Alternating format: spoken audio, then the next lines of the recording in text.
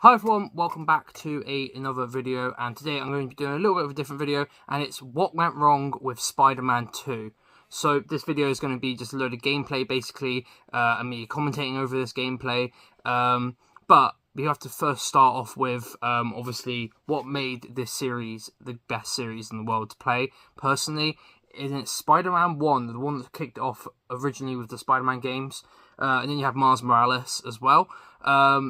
But I will show you some gameplay of this first, just as a comparison, basically, and get onto it, really. But yeah, here's the gameplay of Spider-Man 1. So yeah, as you can see, some gameplay here, obviously, of Spider-Man 1, which came out in 2018. As you can see, very stable swinging animations, and it gives you more of a chance to spot the little details in the open world that it gives you, which in my opinion, Spider-Man 2 sometimes really struggles with, and it just feels like it's very condensed when the first game just feels so open and you can explore the whole of the island in New York. And that's one of the things Spider-Man 1 does so well is making it feel like a real city that you are saving throughout the game. And that's due to the amazing story and the villains, which they perfected, in my opinion. And I think that's a struggle they did have in the Spider-Man 2 game, like the one we were obviously discussing about. It just seemed like they just wanted to get as many characters involved. Like, I don't think the Kraven the Hunter storyline wasn't very well thingied. The one thing I do enjoy about the Spider-Man 2 game is basically the storyline between Miles Morales and Mr. Negative. I think that was a great thing. I think they should have gone with that as then Kraven. I think it was just too much compacted in. Also, the Mary Jane missions in number 2 just seemed very forced, and they just didn't work it very well, which I'll show you in this clip in a minute of Spider-Man 1, which they did it so well that time. But yeah, I'm going to give you to that clip right now. Yeah, as I said about in the last clip, basically this is the Mary Jane mission in Grand Central Terminal, which is a great mission, by the way, and it demonstrates how they could have done better in the second game. It just seems so much more convincing. Like, Mary Jane, yes, she is competent and she can do all the stuff, but she can't do everything. Like, Peter's not putting her in a situation where she's going to get severely hurt, because he is there to help her. Where in the second one, they seem to be like, oh, here's a taser, go to these like venom nests and like defend off them. Like, it's not going to happen. I think that's where like they messed up a little bit. And I think they should have tried to focus a bit more on Miles' story, and sort of, I know they're like, it's about Peter and everything. It's a Spider-Man 2 game. It's basically following up from the first one. But I do think they did struggle when it comes down to trying to put too much eggs in a basket, essentially, and it just messed it up. But I will be showing you obviously some gameplay of number 2, and obviously the swinging and the flying and everything. But yeah, I'll get more in depth into that in the next clip. But yeah. Get onto the gameplay of Spider-Man 2. As you can see, it's very graphically amazing, looks very crisp. Obviously, it came out a year ago in 2023.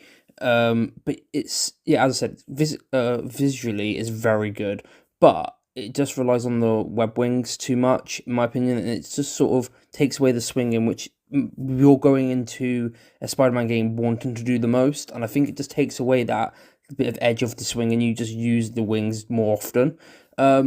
But when it comes down to the actual map, which will be in a minute that I'll show you, basically it is a bigger map, yes. You have different regions now, and obviously the fast travel is pretty amazing. But the one thing I do think is you don't use the switching back and forth from Miles and Peter a lot.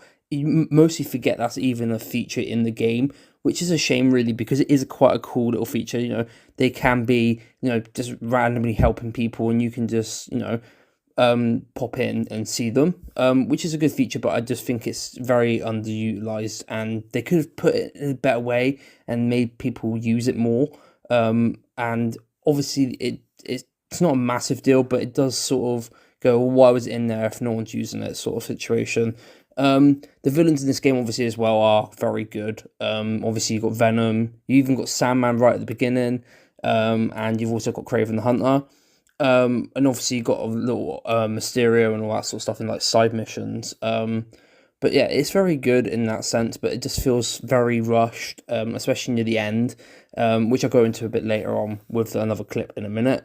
But yeah, it just seems very rushed, and it just seems that it's not put together very well, and they tried to release it to get more money, basically, that's how it seems. But yeah, I'll get on to another clip as we speak. So yeah, this is going to be the last clip I'm going to be showing of gameplay of Spider-Man 2.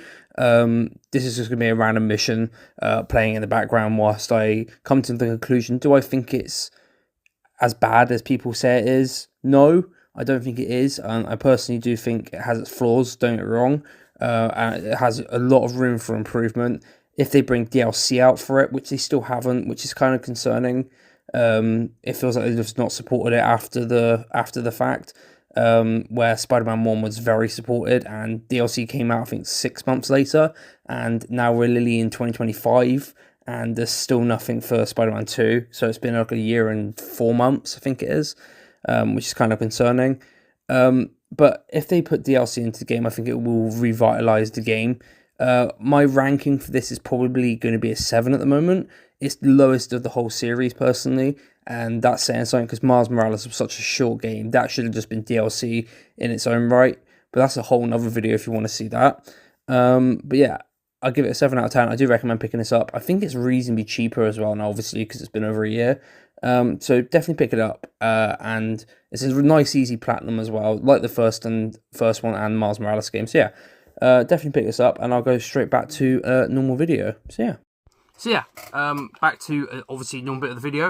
As I said in that, I gave it a 7 out of 10 at the moment. Obviously that's Spider-Man 2, I gave it a 7 out of 10. I do, as I said in that clip just a minute ago, it does have some room for improvement. Do I think I think it overhyped it? Yes. I was part of that hype. I was part of that hype train.